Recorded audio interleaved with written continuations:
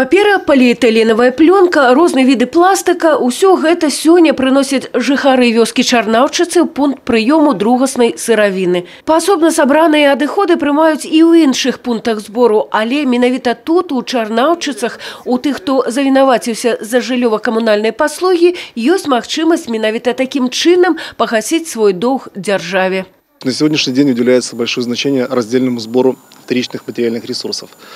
Кроме установки контейнеров для раздельного сбора вторсырья по населенным пунктам, находящимся на обслуживании нашего предприятия, руководством предприятия было предложено на некоторых производственных участках организовать пункты сбора приема вторичных материальных ресурсов в счет оплаты жилищно-коммунальных услуг.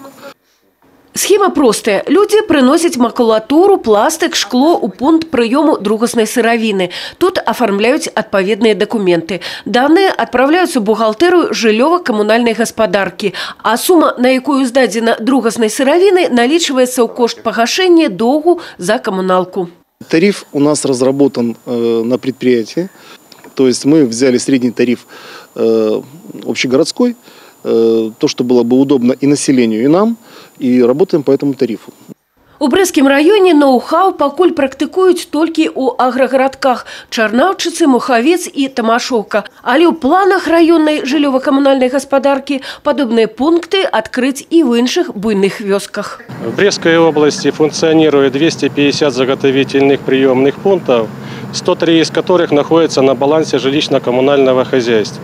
На сегодняшний день у населения есть возможность сдавать свои вторичные материальные ресурсы через эти приемные пункты.